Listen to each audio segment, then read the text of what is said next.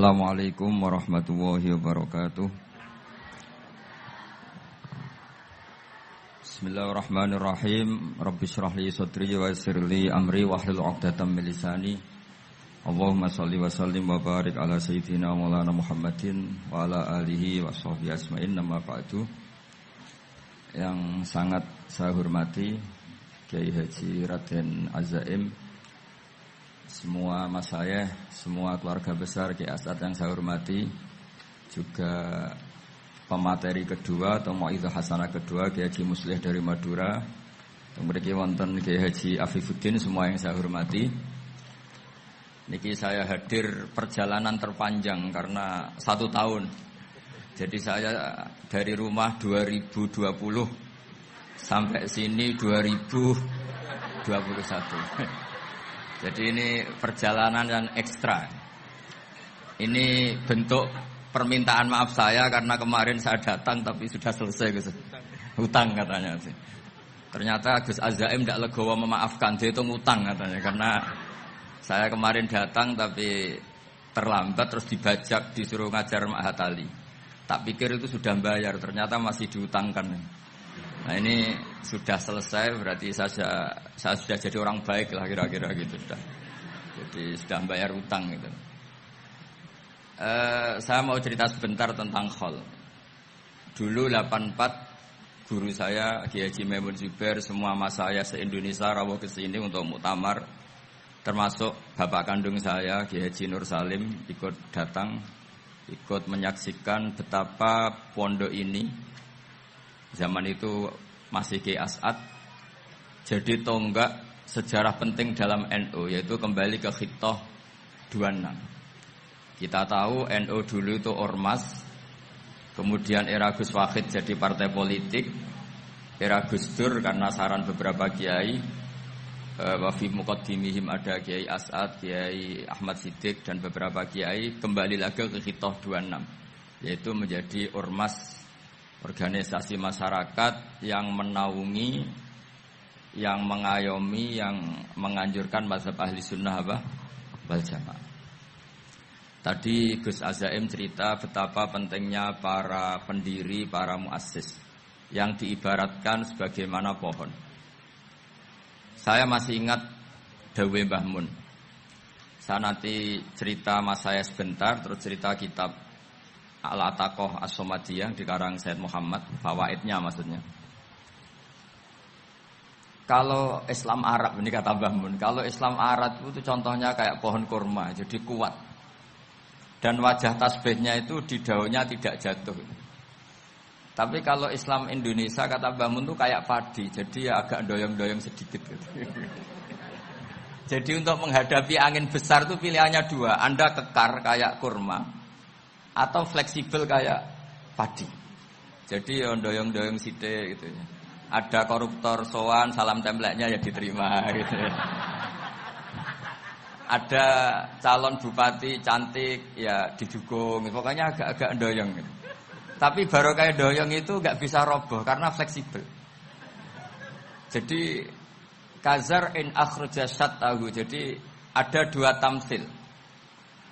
Karena memang menghadapi orang fasik, orang dolim ini, kita sebagai ulama itu ya kebingungan. Ini mungkin Ki Afif bisa bahsul masail ini. Karena pertanyaannya gini, saya berkali-kali digojlok sama bapak saya. Berteman orang fasik hukumnya gimana? Pasti dijawab haram. Tapi kalau pertanyaannya dibalik, membina orang fasik hukumnya gimana? Baik. Dan bisa membina kalau berteman. Makanya Gus Azaim pernah bikin seni deh, muktamar seni. Anggap saja madhabnya seperti itu gitu. Jadi ya agak doyong-doyong sedikit. Masa ketop kok berteman orang yang macam-macam, tapi itu fleksibel. Nyatanya tetap soleh sampai sekarang gitu. Itu berarti itu ya gitu kata Bamun itu. Jadi untuk menahan angin yang besar pilihannya hanya 2. Anda kokoh kayak pohon kurma atau fleksibel kayak padi. Nah, Islam Indonesia kata Mbah Mun itu pari wae katanya, padi. Jadi ungkapan-ungkapan para masyayikh ini penting karena khazanah yang saya baca Saya berkali-kali cerita ini dalam kitab Khilyatul Auliya. Itu Abu Nu'aim al-Asfihani cerita tentang riwayat Sufyan bin Uyainah. Ini gurunya Imam Syafi'i. Itu setiap kali Nabi Isa dan Yahya, ini dua nabi yang sekurun, sama-sama masih muda. Nabi Yahya itu senengannya dolan ke orang-orang soleh, menyambangi orang-orang soleh. Tentu itu bagus. Tapi kalau Nabi Isa ini suka menyambangi orang-orang yang fasik, orang-orang yang nggak jelas. Ketika dua beliau ini ketemu, tentu yang perlu jawaban Nabi Isa karena kontroversi, berteman sama orang-orang yang nggak jelas. Kata beliau, innama ana tabibun udawil mardo. Seorang kiai, seorang nabi, orang yang baik itu ibarat dokter. Di mana-mana dokter itu ngobati orang yang apa? Sakit. Kalau Anda dokter dan peneliti satu penyakit, pasti cari daerah yang banyak pandeminya. Masa neliti pandemi di orang-orang yang apa? Sehat. Jadi ini juga perlu dibahsul masail karena tadi dibolak-balik itu. Bina orang berteman orang fasik hukumnya haram karena wa in kana dasarrin fajannibhu sur'atan. Tapi kalau bina orang fasik hukumnya baik. Bisa bina kalau berteman. Jadi fikih itu ya karena dibolak-balik. Makanya sholat juga gitu. Sholat yang tumak ninah, yang lama itu ya bagus. Masa jagongan mbek pangeran nggak asik.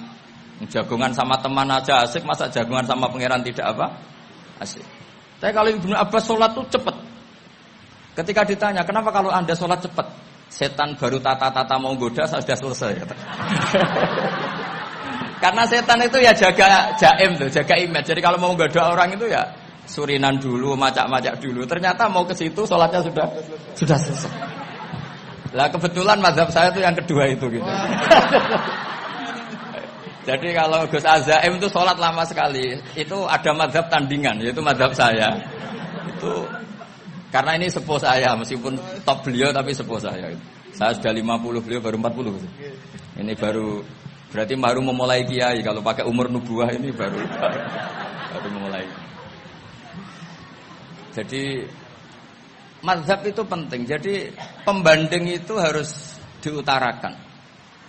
Sehingga dalam fikih manapun itu sebuah mazhab itu harus diuji itu lewat pembanding.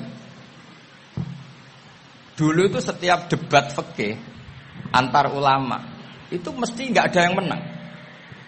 Misalnya saya kiai kelihatan miskin itu ya baik supaya santri-santri yang miskin itu punya teman gitu. Karena ya rata-rata santri itu miskin. Nah, dikancani kiai kan seneng gitu. Tapi problemnya kiai yang miskin itu ya nggak bisa nolong santri karena dia sendiri apa? Miskin. Makanya dulu Imam Syafi'i itu pengagum orang miskin. Setelah ngaji Imam Malik tanya, ya Imam Malik, orang yang sealim jenengan itu siapa? Jawabnya Imam Malik lucu. Dulu Abu Hanifah, sekarang orangnya sudah meninggal ya. Ilmunya dititipkan atau diwaris oleh Muhammad bin Hasan Asy-Syaibani. Akhirnya Imam Syafi'i dibiayai Imam Malik ke Irak. Imam Syafi'i miskin, bisanya ke sana dibiayai Imam Malik. Itu seperti Abu Ya Said Muhammad masyhur, ini murid beliau. Kalau ada santri boyong kan mesti apa? Disangoni.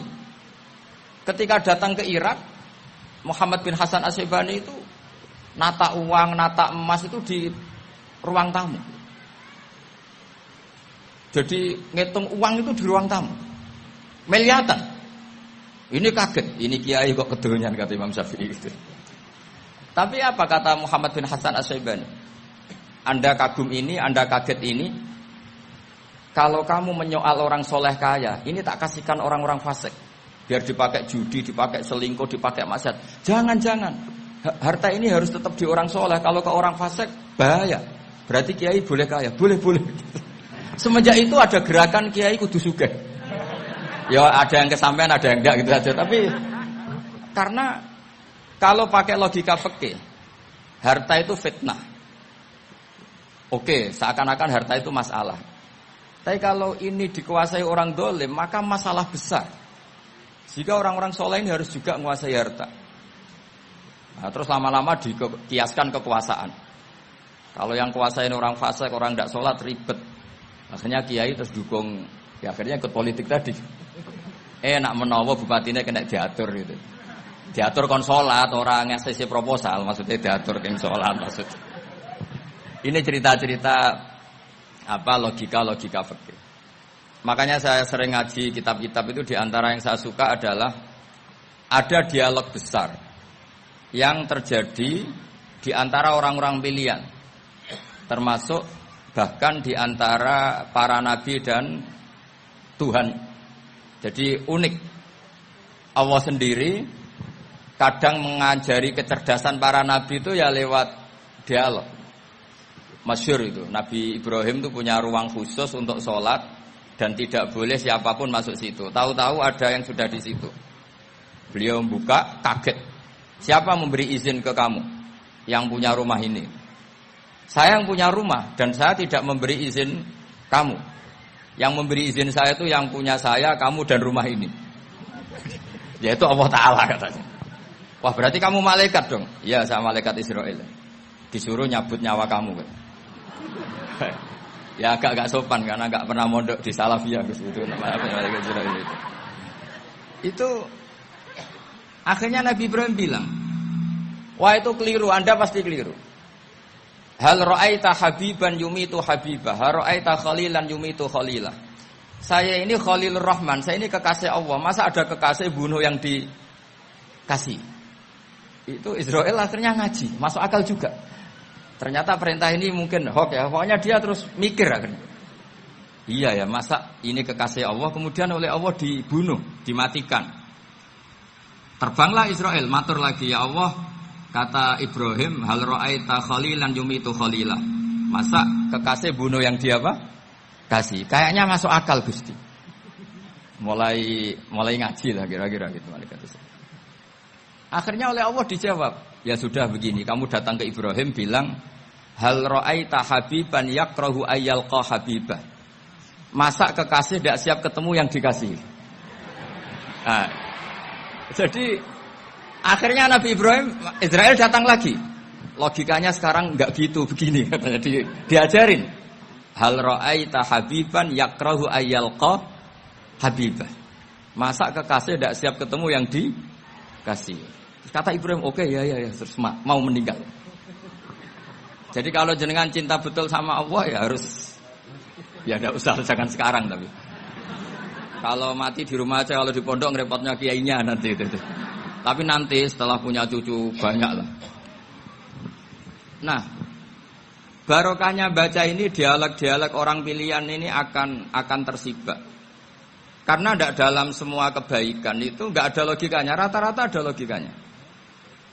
Misalnya begini, kalau Anda orang soleh, kemudian anak Anda pamit mau sekolah di Jerman, pilihan Anda mengizinkan apa enggak?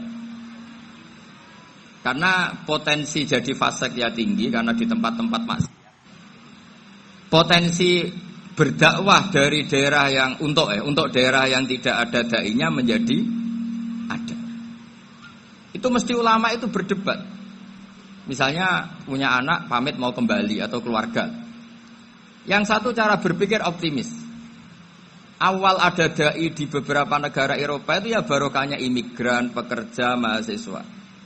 Dan semua itu bumi Allah, harus ada tasbih, harus ada tahmid. Dan itu harus dimulai dari kemauan atau mengizinkan anak asuh kita ke sana. Tapi di sisi yang lain potensi jadi fasik itu tinggi sekali. Pemana iman pas-pasan. Nah hal-hal seperti ini itu pasti jadi perdebatan. Dan kita harus menjawab. Dan tadi kayaknya di semua Basul Masail Pondok Salafiyah jawabnya pede semua, nggak ada ragu, nggak ada khilaf. Baguslah kalau pede. Meskipun nanti mungkin ada ulama lain yang cara berpikir apa? Berbeda. Sehingga ini saya cerita ya. Sehingga di kitab-kitab fikih, misalnya saya kok hidup di Bali sudah punya komunitas ngaji. Itu kok saya pindah ke Sukorejo sini. Banyak ulama yang mengatakan haram. Karena membiarkan bumi Allah yang sudah pernah ada orang yang sujud, kemudian ditinggalkan kosong, dan kemudian dikuasai orang yang tidak sujud. Jadi dianggap itu pembiaran. Jadi banyak di kitab Qalyubi, sarahnya Mahalli, jika ada seorang muslim yang hidup di negara orang kafir, dia nyaman, tidak dapat teror, itu nggak boleh lagi pindah ke negara Islam yang sehat. Karena takutnya li Allah yastau liyal kafir tilkal buka, supaya bumi itu tidak dikuasai orang kafir. Jadi ini hal-hal yang para fuqaha itu harus berdebat. Karena ini masalah-masalah furu'iyah. Sehingga mulai dulu ya banyak ulama yang nyun sewu berpolitik. Mulai Wali Songo sampai sekarang alhamdulillah yang minat banyak. Mungkin bedanya ikhlas sama tidaknya. Tapi kalau saya pernah dikeluhin utusan dari ya komunitas. Islam Indonesia itu dulu itu ceritanya banyak yang dari Kamboja. Kalau dulu orang cerita itu orang Cempa. Itu setelah di Indonesia besar Wali Songo dan Brawijaya 5 itu sudah mulai oleng. Itu singkat cerita mereka berpikir ingin bikin kerajaan apa? Islam di Demak Mintoro dengan raja pertama yaitu Raden Fatah. Karena Raden Fatah ini putra Brawijaya. Padahal setelah jadi kerajaan ini era cucu sudah konflik, berebut kekuasaan. Akhirnya sampai jadi Jipang, jadi Jogja, jadi Solo dan seterusnya. Tapi kata Mbah Mun itu tetap barokah. Karena orang Islam terus terbiasa mimpin. Sekeliru-keliru sidik, pokoknya orang Islam biasa mimpin. Sehingga zaman Mbah Hashim ya sudah mimpin Masumi, zaman Ki As'ad pengaruhnya besar, sampai sekarang Kiai pengaruhnya besar. Nah barokahnya Kiai pengaruh besar ini sampai moral jadi ukuran. Misalnya sekarang ada calon bupati kok nggak sholat, itu pasti kalah. Jadi sholat itu jadi tolak ukur untuk calon apa? Bupati. Meskipun mungkin punya efek pura-pura sholat, tapi nggak apa-apa lah. Sementing moral ini jadi ukuran. Sementara yang di Thailand, di Patani, itu karena dulu pelajarannya tasawuf, itu orang nggak ambisi mimpin dunia. Tahu-tahu dipimpin. Dan akhirnya nyuwun sewu ya saake Islam-Islam yang dulu terlalu tasawuf karena nggak punya pengalaman memimpin, akhirnya lazimnya konsekuensinya hanya dipimpin. Tapi Islam Indonesia beda, karena kulino mimpin itu akhirnya dari orang Islam biasa menjadi Islam yang sholat sampai Islam yang bisa ngaji itu bisa mimpin negara.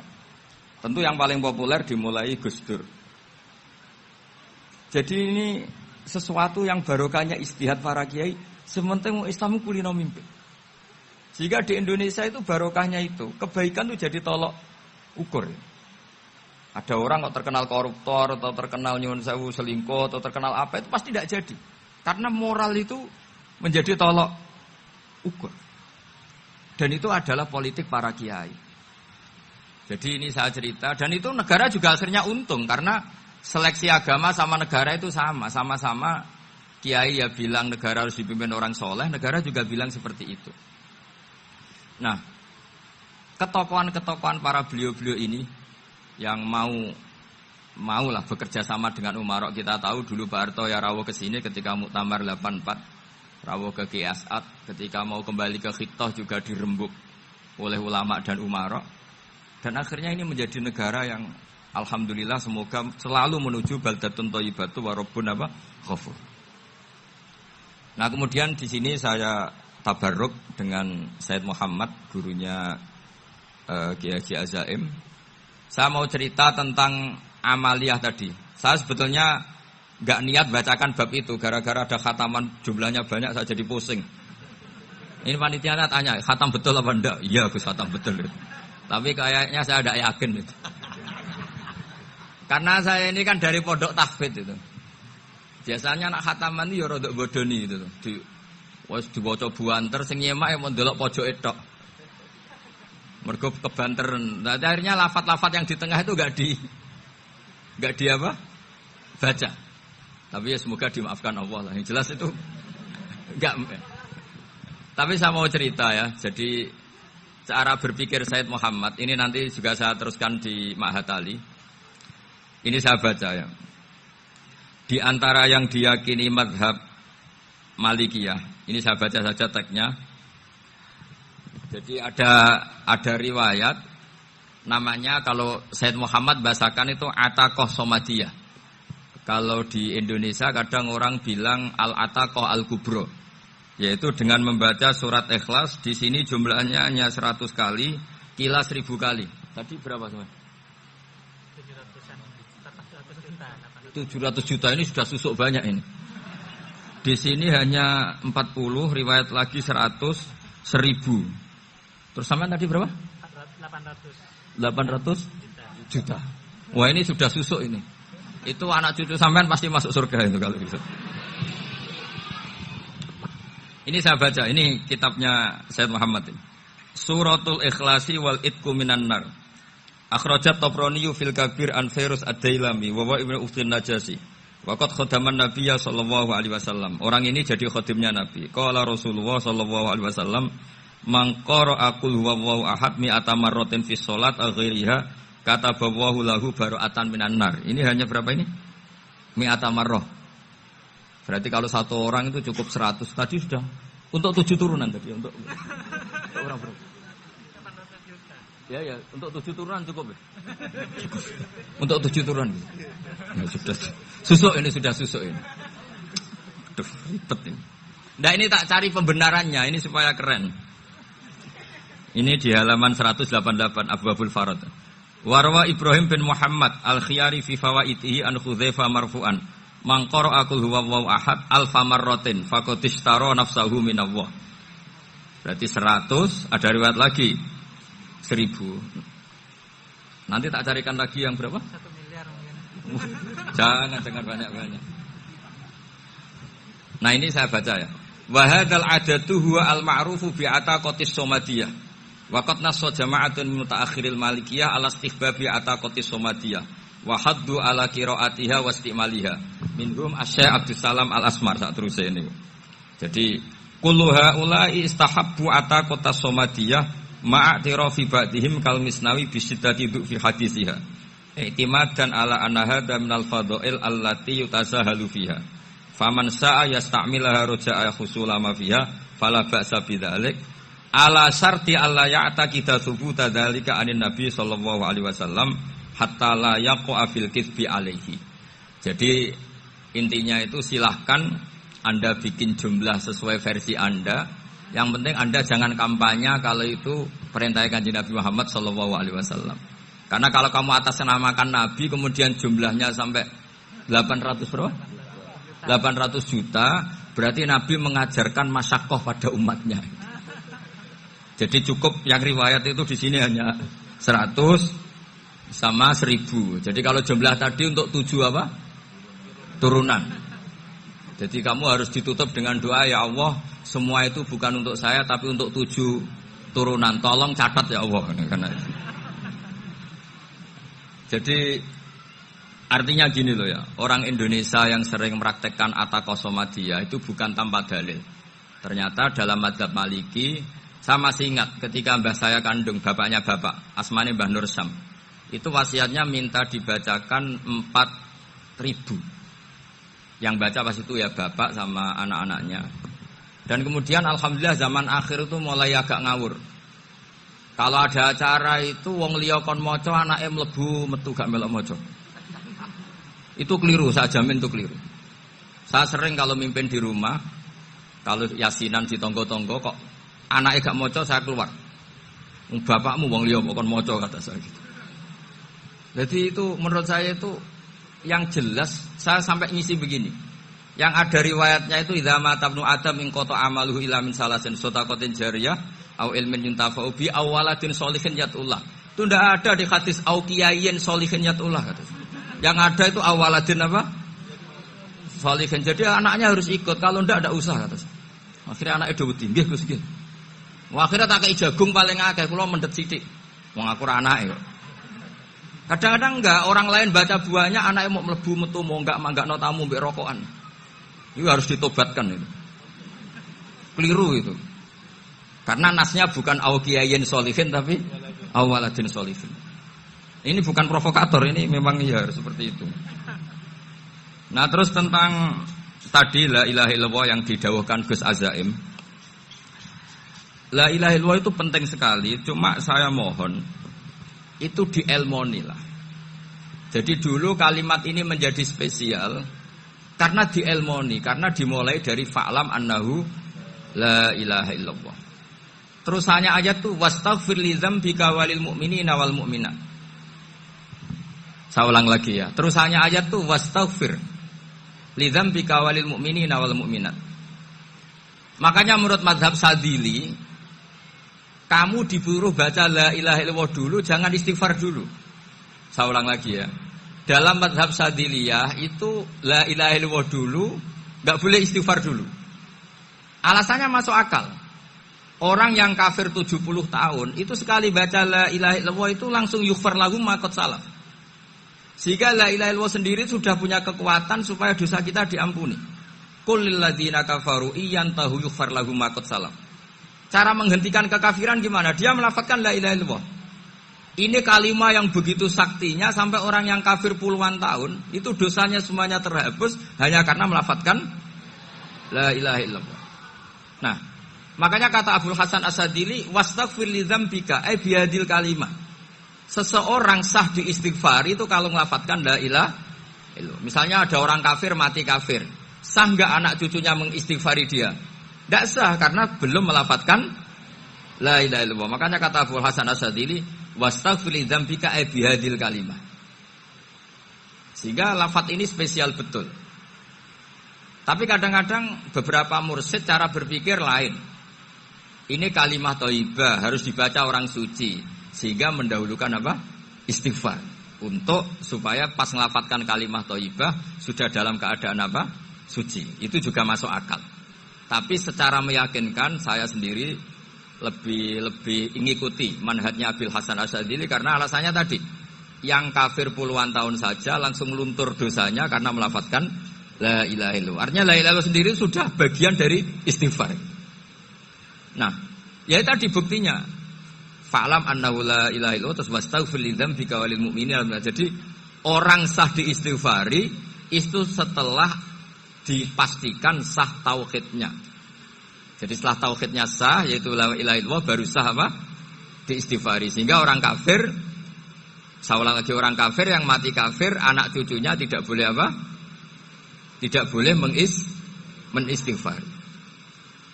Terus saran saya kedua, la ilaha illallah itu filosofinya itu nafyun li uluhiyatil ghairillah wa isbatun li uluhiyatillah wahdah.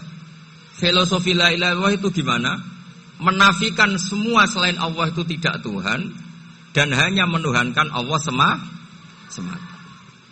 Lah itu caranya gimana? Caranya kita harus terbiasa ini karena tadi saya dibilangin panitia ini rata-rata mustameknya atau mustamiatnya ini santri.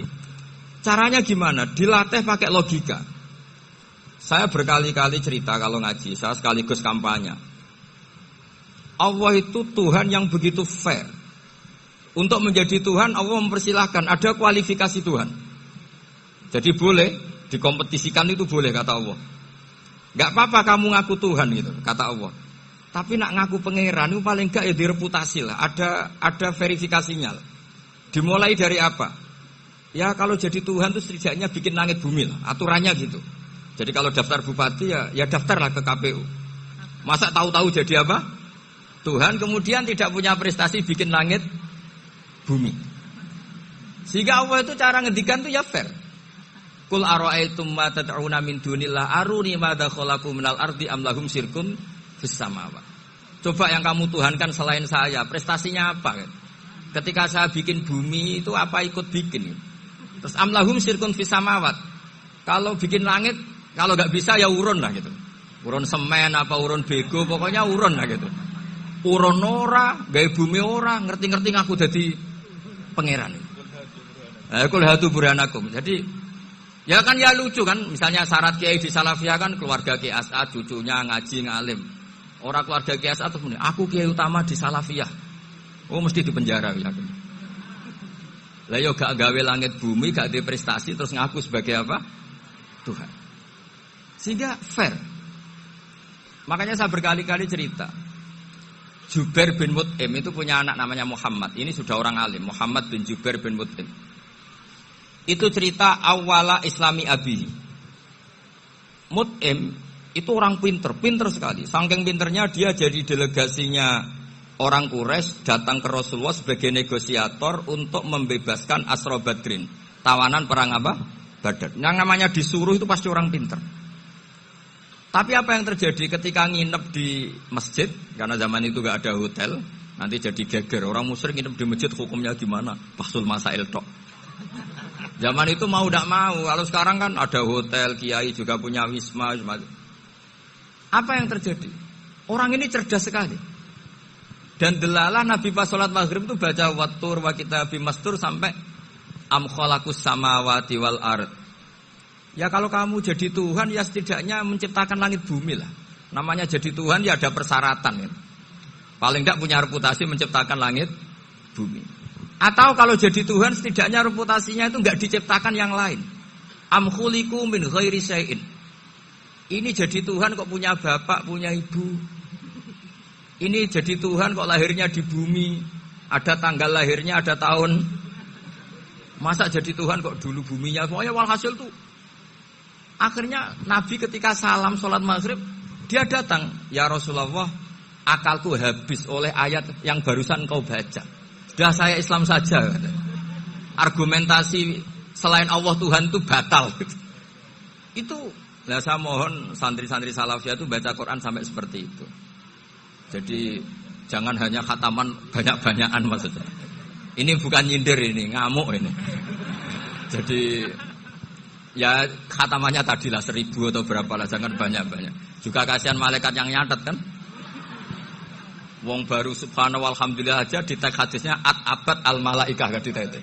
Itu baru subhanallah alhamdulillah itu sudah mencapaikan malaikat. Makanya saya wiridan tuh arang-arang kasihan malaikat karena nanti jadi itu ya ada madhabnya itu jadi kalau Gus Azaim sholat lama tak saingi sholat cepet itu sama-sama ada madhabnya. Yang cepet kayak saya tadi setan pas tata-tata mau goda pas rukuk saya sudah itidal. Mau goda itidal saya sudah sujud, pusing dia. Tapi jangan tiru ini madhab yang agak-agak khusus lah sudah. Cara orang Madura agak khilaf khusus. Khilaf ya, khilaf ini agak khilaf ini sudah. Tapi saya ingin lah, sampean kalau ngaji Quran itu dilatih berlogika. Jadi Allah itu fair. Gak apa-apa kalian ngaku Tuhan tuh gak apa-apa, tapi tunjukkan prestasi kamu apa. Aruni ma dakhalaqu minal ardi am lahum syirkun fis samawati. Am khalaqus samawati wal ard. Diulang lagi am khuliqu min ghairi syai'in. Setidaknya kalau jadi Tuhan itu ya enggak butuh yang lain lah. Masa jadi Tuhan kok wujudnya saja butuh orang lain, butuh bumi, eksistensinya butuh makan, butuh minum. Makanya Allah cara meniadakan uluhiyah selainnya itu Allah itu redaksinya itu mengena sekali. Yaitu tadi dengan cara-cara seperti itu. Sebagian ayat disebutkan ma asyattuhum khalqas samawati wal ardi wala khalqa anfusihim. Wong Tuhan kok enggak punya reputasi bikin langit, bikin bumi, bahkan untuk menciptakan dirinya sendiri saja enggak bisa. Ya sudahlah, kamu tidak usah ngaku Tuhan, nggak level kata-kata gitu. Akhirnya terus ditemukan Tuhan yang sejati, yaitu wal awwal wal akhir wal zahiru wal batin. Itu yang mut'im ini tadi termasuk orang yang sangat cerdas sekali. Padahal itu bacanya bukan pas basul masail enggak. Nabi pas sholat maghrib. Juga bukan pas ceramah enggak. Tapi itu didengarkan. Makanya termasuk ini spesial untuk hormat saya kepada Ki As'ad. Makanya saya ini kalau mentasbih santri-santri, ini agak sensitif, tapi sudah saya tidak perlu takut fitnah. Saya termasuk kenapa saya ingin jadi ahli tafsir, tentu yang membentuk itu Mbah Maimun dan bapak saya. Bapak saya itu hafal Quran kayak hafal Fatihah, saking senangnya Quran itu. Mungkin bisa kamu saingi itu. Itu adalah orang kafir itu bisa paham Quran. Itu sangat menyinggung saya. Orang kafir itu bisa paham Quran. Ketika Umar Islam itu karena mendengar apa coba? Mendengar apa? Quran. Dan itu masih kafir apa sudah Islam? Masih kafir karena kalimat-kalimat yang di Quran itu begitu jelas wal kitabil mubin sehingga didengarkan orang kafir pun tuh ngefek. Makanya ketika Umar datang ke saudari putrinya kemudian dengar Toha ma anzalna alaikal Qur'an apa? Litasko itu dia terus iman. Begitu juga Mut'im.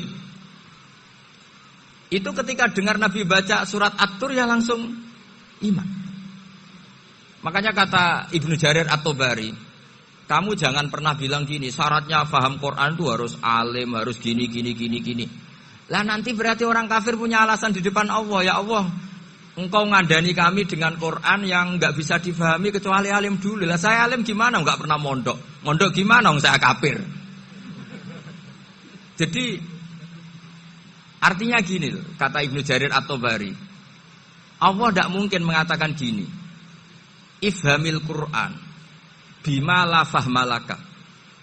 Quran itu harus kamu fahami. Sementara orang kafir karena lafadznya Quran khusus gak bisa memahami.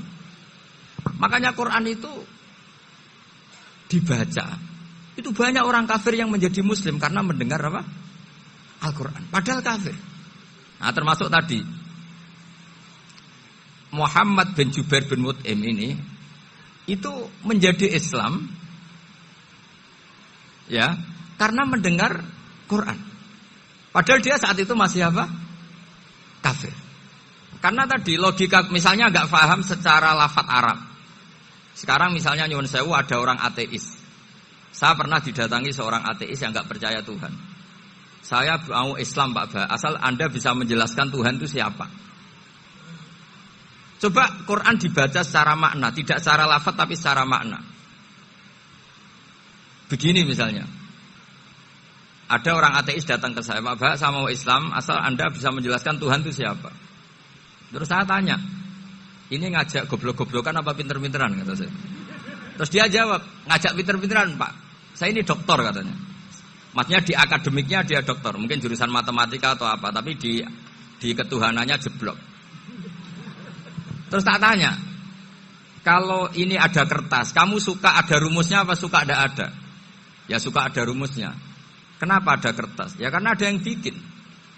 Nah kira-kira berstatus membikin atau membuat itu sesuatunya maujud apa enggak? Ya pasti maujud lah, pasti ada. Ya sudah, anggap Tuhan itu adalah sebab dari semua yang ada. Masa alam yang seperti ini, langit dan bumi ini maujudat, kemudian kamu katakan khalaqahal adam, bahwa alam raya yang maujud ini diciptakan oleh ketiadaan. Ya juga, berarti Tuhan itu ya. Ya itu yang namanya Tuhan. Lah mulai dulu kiai-kiai ngomong gitu kan saya Islam katanya. Jadi kiai-kiai itu kadang-kadang kalau jawab pokoknya KBU digawe Tuhan. Beda dengan dakwanya orang-orang mantek. Orang-orang mantek itu kan nggak pernah nyebut Allah. Ini alam hawadis, labuda min muhdis. Meskipun mereka, nah muhdis ini menurut Islam namanya Allah. Tapi sebetulnya kan nggak langsung bilang Allah. Jadi tak kasih tahu, alam raya ini mewujud nggak? Ya mewujud Pak. Bisa nggak sesuatu yang nggak ada menjadi faktor wujudnya yang ada? Ya nggak bisa, namanya nggak ada itu nggak bisa jadi faktor. Nah itu hebatnya ulama-ulama kita ketika mengenalkan Allah itu siapa? Zat yang wajibil wujud. Jadi kita ini kalah pinter ulama-ulama dulu. Ya alhamdulillah kalahnya sama ulama dulu. Kalau kalah sama ulama sekarang isen lah. Jadi ulama dulu sudah pinter. Pasti pertanyaan dasar manusia, hadil maujudat itu man khalaqaha, siapa yang menciptakan? Kalau kamu langsung jawab Allah atau Tuhan, mereka pasti tidak nerima. Ya jawab saja, hadil maujudat mesti khalaqaha maujudun. Nah berhubung maujud ini berstatus pencipta, harus super. Lah super ini oleh ulama disebut wajibul wujud atau musabbibul asbab. Yang oleh Islam dinamai Allah. Tapi kita langsung ngomong Allah, ya mesti aja bingungkan kan bagi yang bingung maksudnya. Ya saya mohonlah kalimat-kalimat la ilaha illallah itu diamatilah, diresapi sampai seperti penjelasan saya ini, sehingga punya kualitas ilmu. Karena syaratnya memang fa'lam, harus punya kualitas apa? Ilmu. Ilmu itu apa? Ma'rifatus syai' ala ma huwa alaih. Mengenal sesuatu sesuai detail-detail sifatnya sesuatu itu. Misalnya kalau Allah sudah jadi Tuhan, ya harusnya qabla kulli syai'. Masa Tuhan sama yang dituhani wujudnya dulu yang dituhani? Ditemukanlah sifat awal atau qadim. Makanya benar Gus Azaim tadi, kalau sudah bertauhid harus hafal akidah berapa khamsin. Dimulai apa? Wujud. Kenapa harus dikatakan wujud? Karena alam raya ini kadung maujudat. Hadhil alam maujudun. Masa maujudun khalaqahul adam? Masa maujudat khalaqahul adam? Nah itu yang disebut am khuliqu min ghairi syai'in am humul khaliqun.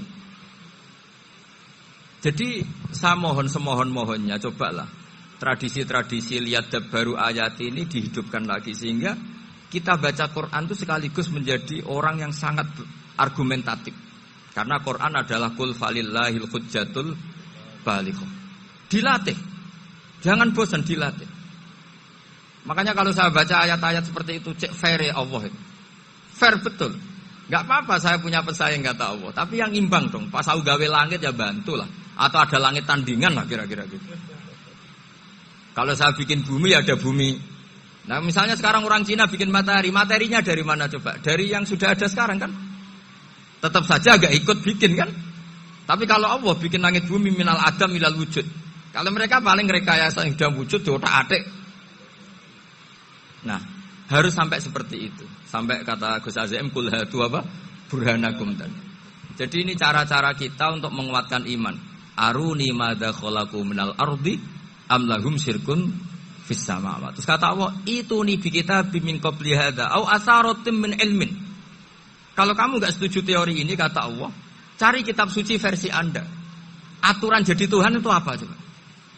Ya tetap saja semua kitab suci akan mengatakan di mana-mana Tuhan itu pencipta langit dan bumi. Jangan yang lahir di bumi jadi Tuhan. Jangan Lata Uzza jadi Tuhan. Jangan karena sakti jadi Tuhan.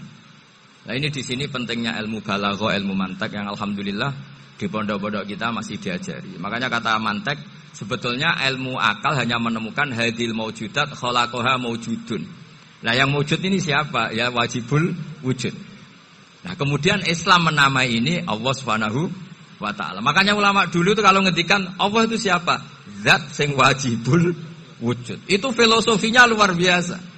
Karena dengan seperti ini bisa menafikan teori ateisme bahwa alam raya ini diciptakan oleh ketiadaan. Makanya saya bilang tadi ngajak goblok-goblokan apa pinter-pinteran gitu. Lah nek ngajak goblok-goblokan yang ini hadhil maujudat khalaqahal adam. Terus kita goblok bareng. Loh iya kan barang maujud diciptakan yang tidak maujud. Wong ora wujud kok mempengaruhi sing wujud. Ya monggo nak goblok bareng kata. Akhirnya, gak Gus, saya ini dokter masa kamu ajak goblok? Ya sudah pinter saja kata saya. Alhamdulillah karena debat kecil ini dia menjadi nyaman lagi dengan apa? Islam. Memang saya tentu gak bisa disalahkan doktoralnya karena di ilmu yang selain apa? Teologi gitu. Tapi kan polanya dia pasti pinter. Makanya ini sekaligus mengingatkan anak-anak lah. Kecakapan menjelaskan itu harus dilatih karena di antara kelebihannya Quran itu wal kitabil apa? Mubin, yaitu kitab yang punya kemampuan menjelaskan. Ini yang terakhir saya beri contoh. Terakhir ini penjelasan Quran. Dulu orang kafir itu cara berpikir itu begini, Muhammad, urusan kita ini banyak, problem kita banyak. Masa iya urusan yang banyak ini cukup dengan satu Tuhan? Kalau problem banyak ya Tuhannya harus banyak. Ada Tuhan pohon, Tuhan hujan. Ya kayak Cina itu ada Dewi Kuan Im keberuntungan, ada yang sial, yang pokoknya diurus yang banyak lah. Maka mereka bilang aja'alal alihata ilaha wahida inna hadza la syai'un ujab. Ini aneh urusan banyak kok Tuhannya satu ini aneh lah. Tapi Nabi secara sabar dan yang diomongnya orang kafir. Tidak anak Mahatali, orang kafir. Jadi nanti kalau anak Mahatali enggak paham Quran kebangetan wong kafir saja paham. Akhirnya Nabi secara santai, secara rileks memberi penjelasan gini. Kalau Anda menjadi buruh. Kalau orang Arab dulu bilang abdan. Kamu suka enggak punya majikan banyak, perintahnya beda-beda, semuanya memaksa kamu untuk nurut. Sama punya majikan satu yang baik. Ya enggak suka lah Muhammad kalau majikan saya banyak, semuanya berhak merintah saya, enggak enak. Majikannya satu saja. Terus kata Nabi, Tuhanmu itu majikan kamu. Kalau Tuhannya banyak, kamu bingung. Nanti perintahnya banyak. Akhirnya mereka paham. Dan itu segampang itu Allah memberi penjelasan. Daraballahu masalan rajulan fihi syuraka umutasyakisuna wa rajulan salamal lirajul hal yastawiyani masalah alhamdulillah. Langsung diberi analogi. Kalau kamu jadi buruh, punya majikan banyak yang perintahnya beda-beda. Kemudian jadi buruh yang majikannya satu. Kamu milih mana? Ya milih satu Muhammad. Ya sudah. Kalau Tuhannya banyak, perintahnya banyak, kamu juga bingung. Langsung menjadi paham. Nah, ketika ada orang tidak ikhlas, Nabi cara memberi penjelasan juga gampang. Misalnya saya dikasih uang Gus Azaim 1 juta. Kemudian matur nuwun saya sama Pak Afif. Aneh enggak? Saya ini orang aneh enggak? Orang aneh enggak? Itu Nabi kalau mencontohkan orang tidak ikhlas gitu. Kata Rasulullah, orang tidak ikhlas itu sebagaimana orang beli budak. Min kholisi malih. Budak itu dibeli dari uangnya sendiri. Kemudian fa'amila hadal abdu, budak ini kemudian bekerja dan a'tohullatahu. Hasilnya dikasihkan sama orang lain. Terus Nabi memberi percontohan. Ayasurrukum ayyakuna abdukum kadzalik. Apa kamu suka kalau budak kamu seperti itu? Dulu orang-orang dulu kan beli budak untuk disuruh bekerja, terus disuruh setor apa hasilnya. Jadi budaknya kamu yang beli, yang biayai. Kalau sekarang mungkin nggak ada budak, gini lah. Saya nyuruh Zaid, tak kasih mobil, tak kasih bensin, tak kasih uang jalan supaya narik angkot. Hasilnya disuruh ngasihkan saya. Ternyata dikasihkan orang lain dan matur nuwun sama orang. Kamu suka punya budak seperti itu? Ya tidak suka ya Rasulullah. Ya ibaratnya seperti itu. Bumi yang bikin Allah, nyawa kamu yang bikin Allah, semua fasilitas dari Allah. Kemudian kamu menyembah selain Allah. Segampang itu. Dan Nabi telaten sampai dulu yang mayoritas orang kafir menjadi mayoritas Muslim. Dan semuanya tanpa paksaan. La ikroha fiddin. Karena qad tabayyana rusdu minal ghayy. Nah, cara tabayyana gimana? Yaitu punya kemampuan menjelaskan. Wal kitabil apa? Mubin. Ini makanya saya mohon lah. Ini saya mohon semohon-mohonnya anak-anak ini kan kader-kadernya Mbah Samsul Arifin, Mbah As'ad, Gus Fawaid, sekarang Gus Azaim, semuanya harus punya kemampuan wal kitabil apa? Mubin. Sehingga di antara sifatnya Nabi itu fatonah, punya kecerdasan. Nabi itu gak pernah debat kalah itu, meskipun sudah terdesak gak pernah kalah. Pernah Nabi itu ngendikan la adwa wala tiarata, tidak ada penyakit menular. Ada orang yang mungkin kurang suka iseng, ada onta yang sudah gudiken dijejerno sama yang waras, ternyata yang waras jadi gudiken. Akhirnya Nabi diundang lah kira-kira gitu. Ya Rasulullah, kata engkau gak ada penyakit menular. Tapi ini onta yang gak gudiken tak jejerkan yang gudiken ikut gudiken. Berarti kan menular. Nabi santai jawab, faman jarrobal awal. Lalu yang pertama gudiken ketularan siapa katanya. Wah kalau ini asli Nabi, ya sudah seperti itu. Jadi ngiranya dia menang karena yang gudikan pertama nulari yang kedua. Ternyata Nabi tanyanya lagi, faman jarrobal awala, yang gudikan yang pertama siapa? Oh ini asli ya maksud saya itu. Jadi Nabi itu gak pernah kalah. Karena Nabi punya apa? Fatona. Jadi saya mohon, ya tadi makanya ini efeknya itu khatamannya gak boleh banyak-banyak ya. Maksud saya kalau musim khataman ya gak apa-apa, khataman banyak-banyak. Tapi kalau gak musim khataman ya